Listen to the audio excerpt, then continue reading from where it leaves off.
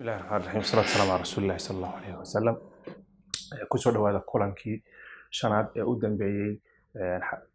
kulamadii aynu kaga hadlaynay arrimaha hogaaminta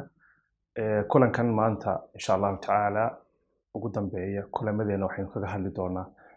hogaaminta iyo dadkii Soomaalida ahaa dhaqankii Soomaaliga iyo hogaaminta xidhiidhka ka dhaxayn jiray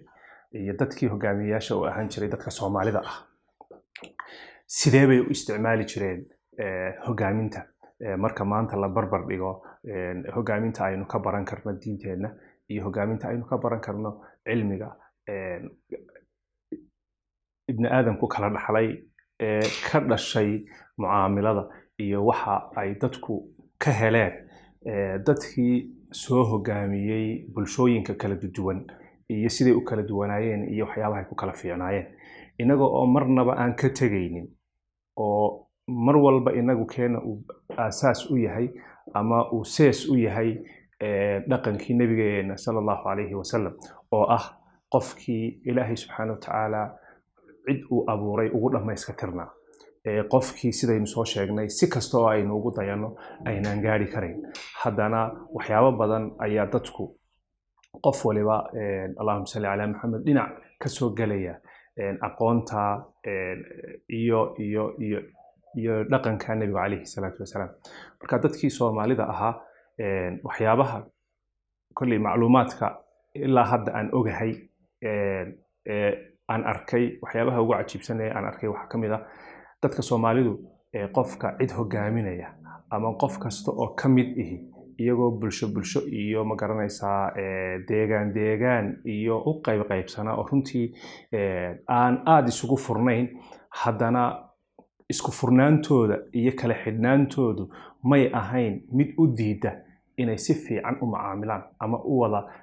maxaa la yiraahdaa noolaadaan marka runtii waxyaabaha ay dadkii Soomaalida ha ilaalin jireen waxa kamid ahaa sumcadda wax weeye qofku ama sumcadda deegaankiisa ha ilaaliyo ama sumcadda qofnimadiisa ha ilaaliyo ama sumcadda Allahumma salli ala Muhammad qofnimadiisa iyo cidda uu matalaya ha ilaaliyo waxay ahaayeen dad ka fakara inaanay ku dhicin maxaa la yiraahdaa wax la yiraahdo dhacdhaca qofka hogaamiyaha ah ceebeeya ama ka dhiga mid dadku ay ku kalsoonaan waayaan waayo sidaynu soo sheegnay labadii sife ee nabiga alayhi salatu wasalaam ayaa hogaaminta asal u ahaa amaanada iyo wixii loo oran jiray rusheega marka waxay ahaayeen sida caadiga ah dadkii hogaamiyayaashii hore ee dhaqanka ee Soomaalidu waxay ahaayeen dad ilaaliya runta oo yiraahdo waxa weeye qowlkayga marnaba ma jabinayo dad isku daya inaanay hadal oranin ilaa ay hubaan inay fulin karaan waxay ahaayeen dad deeqsiyiin ah waxa weeye ciday hogaaminayaan iyo ciday ma garanaysaa horjoogaha u yihiin u roon oo waxa weeye ilaaliya oo danahooda ka shaqeeya oo iyaga uu isku daya siday u horumar lahaayeen kamay fakari jirin tooda sida caadiga ah waxay ahaayeen dad Allahumma salli ala Muhammad go'aan qaadasho fiican dad ka fakara go'aanka oo waxa weeye go'aanka sida rasmiga ah ee nabiga alayhi salatu wasalaam sameeyay jiray shuurada ah Allahumma salli ala Muhammad inta la soo rogrogo oo waxa weeye arinta la soo jilciyo oo gudi loo saaro oo xirbeegta la saaro oo wax badan la eego ayaa go'aanka la qaadan jiray laakiin go'aanka la iskama qaadan jirin oo lama sameyn jirin haddana cilmigan mucaasirka sidii aynu xalqadaheennii hore ku aragnay go'aan qaadashada lafteeda ayaa u baahan in ay noqoto go'aan wadareed inay noqoto arrin dhinac walba laga eegay inay noqoto xiriir wanaagsan waxay ku dadaali jireen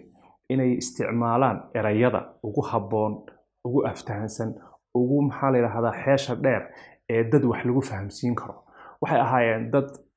suugaanta iyo Allahumma salli ala Muhammad adeegsada maxaa la yiraahdaa xikmadda dad bay ahaayeen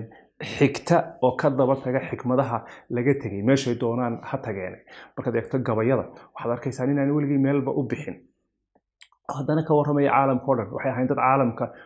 wax badan kala socda oo wax badan ka og iyo hareerahooda waxa ka dhacay waxay ahaayeen dad og bulshooyinka ku hareeraysan ama dadka kale ee Soomaalida ha noqdeen ama kuwa kale ka durugsan ha noqdeen waxay ahaayeen dad ku dadaala inay fahmaan mucaamaladooda iyo sida loo noolaanayo marka runtii waxyaabaha aynu sheegnay oo dhan waxaad arkaysaa wax la yidhaahdo inay kusoo ururin jireen mahmaha iyo xikmad. marka intaa aynu sheegnay oo kale waxaa jirta mahmaha odhanaysa madaxnimada waxaa kaa qaada 3. marka 3daas waxay ahaayeen gacan guran, guddoon jilicsan iyo gar leexsan. intaa aynu ka hadallayna waxay ku fadhidaa inay ka durki jireen inay bakhaylin noqdaan, oo waxay ahaayeen dad agtooda wax walba oo ay hayaanba aan cidna ka hakranin. waxay ahaayeen dad marka dadka soora, waxay ahaayeen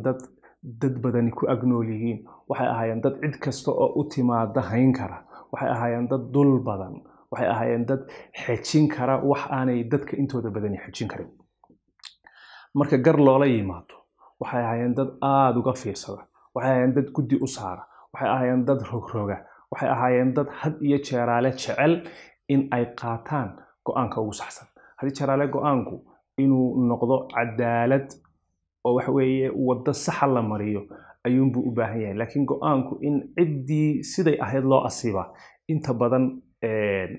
maaha qasab. waxa weeye sida xataa sharcigeenu ina barayo go'aanka marka la qaadanayo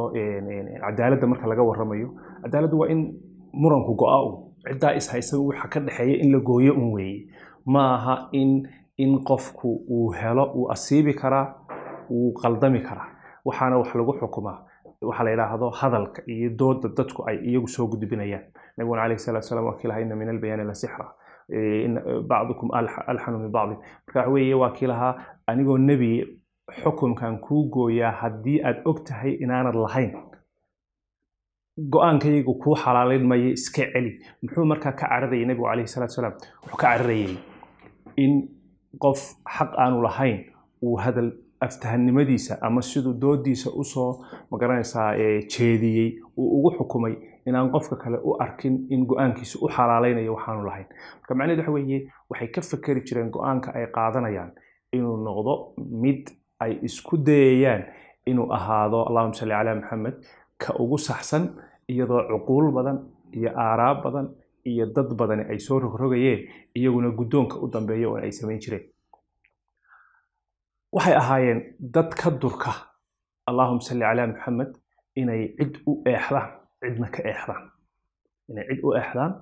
iyo cidna ka eexdaan ayay ahaayeen. marka runtii waxyaabaha cajiibka ee marka dib u eegto taariikhda dadka hore ee magaranaysaa madax dhaqameedka ahaa ee bulshooyinka hogaamin jiray, madaxda u ahaan jiray, allahumma salli calaa maxamed boqorro, allahumma salli calaa maxamed magacu doona ha yeesho, wuxuunbuu ahaa cid qof bulsho gaara hogaaminaya. marka runtii marka laga hadlayo dhaqanka Soomaaliga, waxyaabaha kale ee cajiibka ah ee aan ogaaday bari dhaweyto waxa ka mid ahaa in hogaaminta dadka Soomaalida ah qaybo loo kala saari jiray. marka maalin aan barnaamij ka yar wada hadalay sheekheena weyn Sheekh Maxamed Sheekh Cumar Dirir ayuu igu yidhi Soomaalida ma taqaanaa siday u kala saari jirtay hogaaminta. dabadeedna waxaan ku yidhi bal maya ii sheeg. ma aqaana sheekh ii sheeg. marka wuxuu igu yidhi hogaaminta Soomaalidu 5 bay ahaan jirtay, 5 qaybood bay u kala saari jireen. 3 dhinaca wanaagsan bay ahaayeen, 3na waxay ahaayeen 2na waxay ahaayeen dhinaca liita. 3 dhinaca wanaagsan waxa la oran jiray buu yidhi ka koobaad ee ugu weyn waxa la oran jiray udub xujo. marka wuxuu ahaa qof aan xil bahaynin laakiin bulshadu iska jeceshahay, warkiisu go'o, danta guud ka warrama, wuxuu yiraahdo hadii jeeraale la aqbalo, dadka oo dhan ku soo ururaan oo aan isagoo maqan waxba la goynin la yiraahdo hebel baa inaga maqan ilaa hebel inoo yimaado waxba inoo go'i maayaan hadduu doono xilba mu haynin. kalabaadna waxa la oran jiray buu yidhi nin raga oo wuxuu ahaa ka taageera ee ka shaqeeya danta guud qofka hore ee la oran jiray udub xujana had iyo jeeraale garabka u ah.